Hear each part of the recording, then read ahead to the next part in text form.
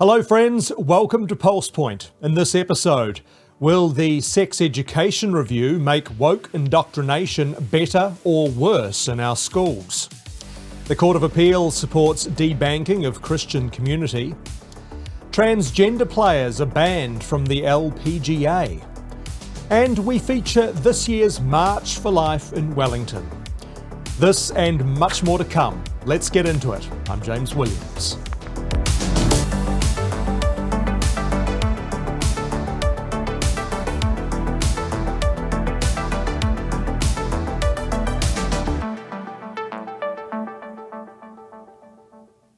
Questions are being raised about whether the Sex Education Review will make woke indoctrination better or worse in our schools. Released this week, the Education Review Office report into sex education is being used to set the base for recommended changes to relationship and sexuality education, or RSE. The proposed curriculum will be provided to all schools and will be uniformly taught across New Zealand, including in Christian-based schools.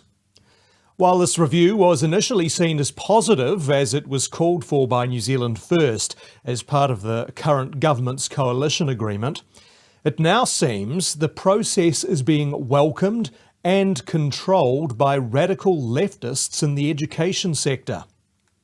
The report paints a concerning picture, especially given it constantly highlights students and parents who practice faith compared with those from rainbow communities. 22% of faith-based parents involved in the survey did not support RSE being taught to their child. This is more than double that of secular parents.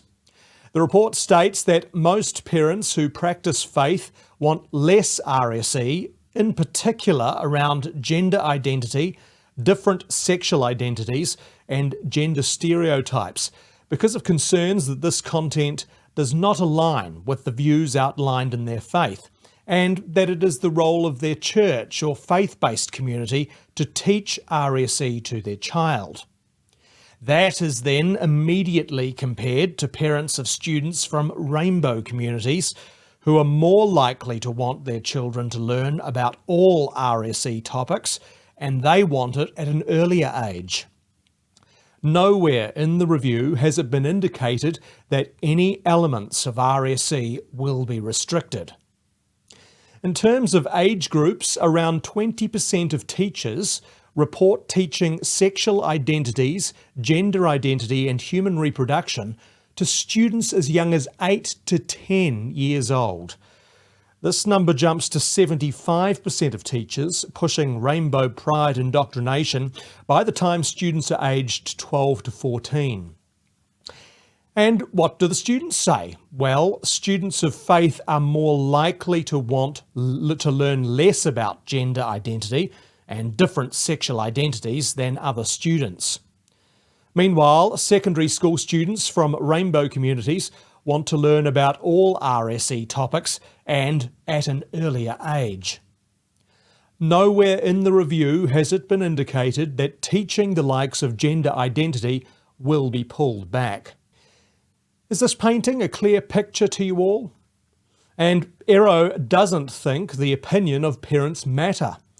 One of its recommendations is that school boards will inform parents rather than consult with them about what is taught in these classes. And for those parents who don't like the content, well, they will have to remove their son or daughter from the lessons. In its press release, Ero points to the fact that 2/3 of 14 to 17-year-olds in New Zealand have seen pornography, which is impacting students' perceptions of healthy sexual behaviours. Now, I'm sure we all agree that is an absolutely disturbing figure, but it seems that it is providing the perfect red herring. Ero's Head of Education Evaluation Centre, Ruth Shinoda, says RSE plays an important role in teaching students to identify and reject misinformation and harmful attitudes. She says Ero is concerned that there is too much variability in what is taught, as what students are taught depends on where they go to school. Now, the final outcome of this review is still to be seen. Will the likes of New Zealand First play a trump card and rip woke agenda and sexual ideologies out of our schools? Or will the progressive leftists in the education sector push their indoctrination even further? And if you are looking for more information on this topic, be sure to check out these two handy resources. You can find them at www.parent.parentguide.nz and www.sexualeducation.nz. An update now to a previous story we covered on PulsePoint.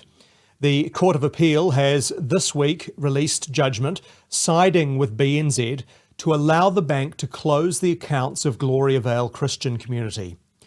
This move will, in effect, mean that Gloriavale will need to close, as attempts to obtain banking services elsewhere have all failed.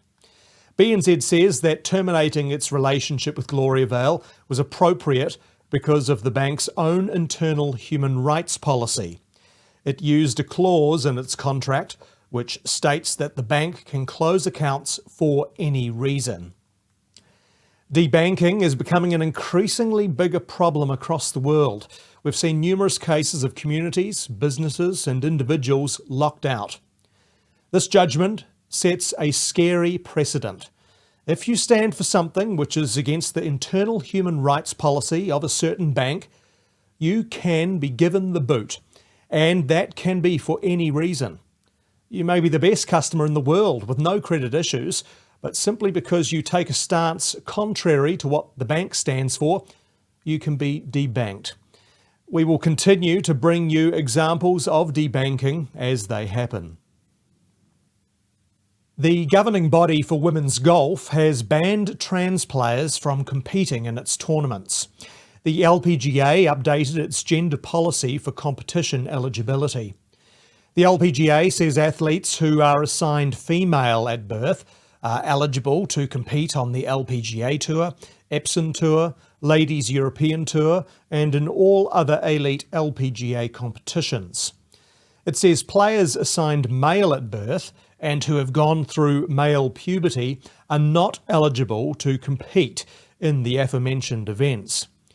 The LPGA says its policy was constructed by a working group of top experts in medicine, science, sport, physiology, golf performance, and gender policy law. It says the group has advised that the effects of male puberty confer competitive advantages in golf performance compared to players who have not undergone male puberty. This reaction on Fox News. So what are you hearing from women in your golf network about this decision? They are absolutely thrilled. This has been, an issue that we've been fighting really actively for about a year. And this is just a huge win for women's golf, but also women's sports. You see, we already saw women's cycling change their policy. A number of organizations are stepping up and protecting biological women from having to compete against men.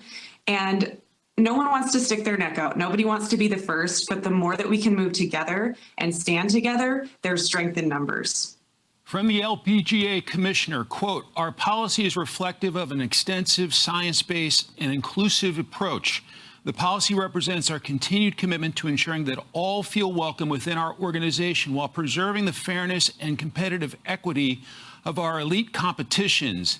Is the concern that somebody who was male and went through puberty playing on the LPGA tour would drive the ball potentially a lot further than women? Well, there's certainly that. I mean, the bone structure, the muscle mass, there's just a number of things that your chromosomes, they affect how you develop, and it's irreversible. And you don't want to have a situation where women who are born female, they have all of the female hormones, they don't even have a chance. Even if they maximize every bit of their potential, they don't have the chance to compete, or they're replaced by a man who has significant advantages. That's not fair. There's a reason we have a women's category in sport. And in response to the commissioner's statement that all are welcome, all are not welcome. It is the Ladies Professional Golf Association. It is specifically for women. Here in New Zealand, we are still awaiting Sport NZ's review of transgender participation in sports, which was demanded by our government. A Christchurch bar which has banned man bags in its venue has been labelled as overtly homophobic. As reported on stuff.co.nz, the rock pool has defended its dress code rule as it is in place to prevent drugs and weapons being brought in. Its owner spoke to a Stuff reporter and said that the rule was in place to protect patrons and so the bar can meet health and safety obligations. This obviously has outraged those on the left, some of whom commented in the article saying they had to alter what they wore and how they expressed themselves. They questioned the archaic and heteronormative dress code norms. This is another clear example of the LGBTQI mob crying foul in an attempt to pressure a small business into submission, even when it violates other patrons' rights to safety. And finally, the annual March for Life was held on the weekend and around 1,100 people turned out to stand for the protection of the unborn and protest against abortion. Some of my Family First colleagues and I joined the march. Take a look.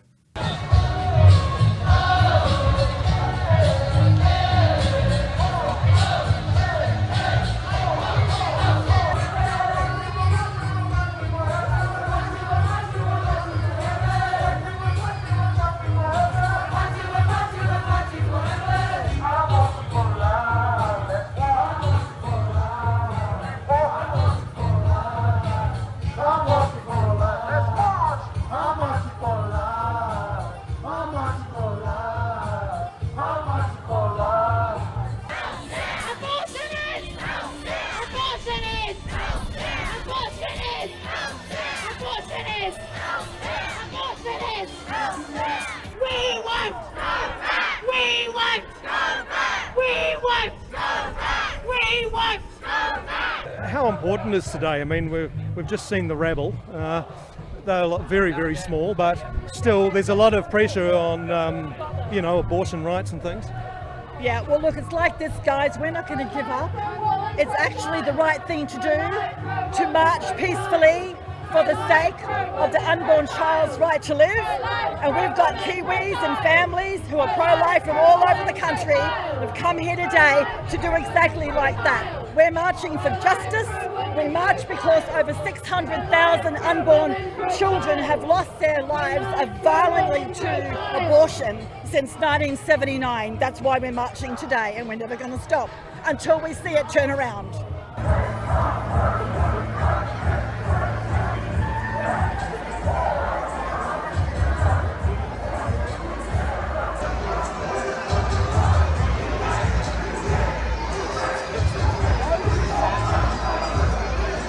Simon, we're here in Wellington for Family First and for the unborn child most of all. What are your thoughts on the day so far? It's amazing. I mean, what a turnout. You're not going to be able to probably get all of this, but you can see it as well as I can. But huge crowds here, beautiful day. What an atmosphere. How important is it for us to be here? Oh, vitally important. We can never give up actually speaking to the importance of life. Doesn't matter how bad things can appear in law. People have to still turn out and actually speak up for the unborn or the elderly, or those whose lives need to be protected. As a former Member of Parliament, obviously I haven't seen any MPs here today. However, do they actually take notice of something like this? Some will take notice. Look, I'll be honest, which is something I can do now that I'm out of Parliament. Jokes aside, I'm disappointed there don't appear to be any MPs here. We do have still pro-life MPs, but it'd be really great if they could turn out. It's an important statement, but they do take notice. They are and will be aware of this, which is another reason why it's important to march.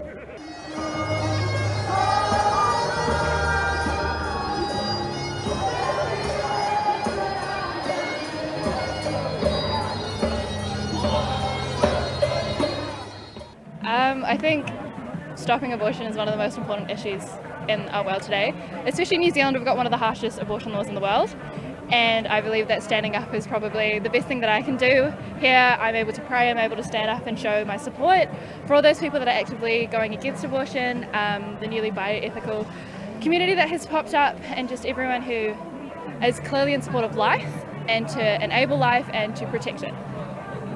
What about yourself? We're really marching for the most vulnerable. So the people that they don't have voices for themselves, we're their voices today. So yeah, we're doing what we can. Yeah. It's a big job and it's a bit scary what's happening around the world, isn't it? Definitely is, and I think just like they said, it's really important that we do our part over here. It is like an increasing issue in New Zealand, so as long as we keep showing up every year and showing them that we still care, you know. And yeah, like you said, for the unborn babies, they can't stand up for themselves, so we must do it for them, yeah.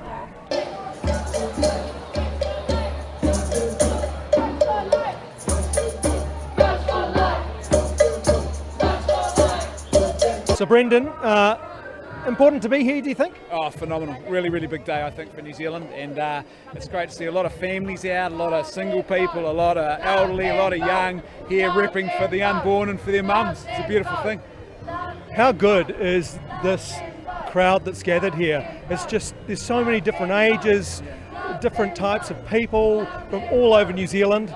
Fantastic, isn't it? Oh, it's something else, and it's so normy, you know, like it's you look at this crowd and you think these are normal everyday Kiwi people, you know. It's a beautiful thing, and it's a beautiful sign, I think, of that grassroots love for the unborn child and their mum.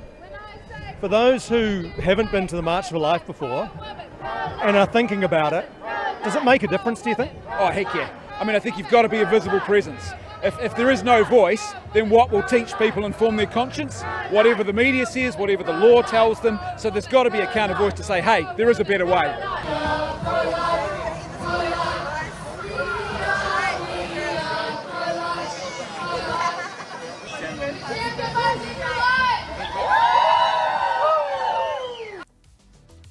Thank you for watching PulsePoint.